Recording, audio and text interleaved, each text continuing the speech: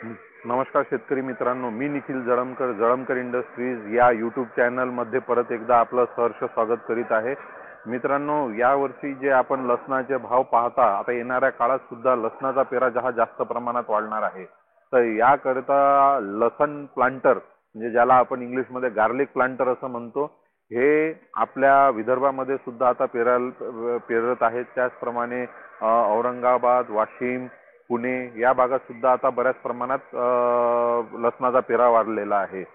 परंतु पेरा वाढलेला असला तरी बरेचसे लोक आताही मॅन्युअलीच म्हणजे माणसाद्वारेच पेरणीचा हे स्त्रोत नेमतात, परंतु त्याच्यामध्ये लेबर कॉस्ट खूप जास्त प्रमाणात आणि वेळ पण खूप जास्त प्रमाणात लागतो आहे। तर याच्यामध्ये आपण त्याला मुळीच काळात आपण हे गार्लिक प्लांटर म्हणजे लसूण पेरणी यंत्र हे डेव्हलप केलेलं आहे। तर याच्याबद्दल आता आपण सविस्तर माहिती जाणून घेऊया। याच्यामध्ये आपण सर्वात पहिले बघू शकता, एक मोठी अशी भरघोस अशी टँक दिलेली आहे, ज्याच्यामध्ये तुमचा 5 ते 6 क्विंटल पर्यंत आपण 5 क्विंटल पर्यंत याच्यात लसूण टाकू शकता। त्याच्यानंतर याला प्रत्येकाला लसणाच्या कळीच्या शेप नुसार आपण याचे हे चम्मच तयार केलेले आहे। हे चम्मच काय करतायत की लसणाची एकच पाकळी दोन पाकळ्या बिलकुलच घेणार नाही, जाडी असो किंवा बारीक असो, बारीकी असेल तरी एकच घेईल आणि जाडी असेल तरी एकच घेईल आणि हे रोटेटिंग आपल्या व्हीलनुसार रोटेटिंग होत राहतात। तर एकदम परफेक्ट अंतरावरती लसणाचा जो सवा आहे आपला हा आपण 6 इंचावरती दाता फिट केलेला आहे हे, आणि 6 इंचावरतीच आपला हा लसण बियापासून बियाचं अंतर सुद्धा आपण तेवढं मेंटेन कमी जास्त आपण करू शकतो। व्हेरिएशन्स आपण हे गिअर मध्ये आपण सेटिंग दिलेली आहे। त्याचप्रमाणे जर अंतर जास्त लागलं आपण चम्मच सुद्धा एखादा काढू शकतो किंवा गिअर मध्ये सुद्धा आपण त्या पद्धतीची ऍडजस्टमेंट द्या। दणकट अशी ही मशीन बनवलेली आहे।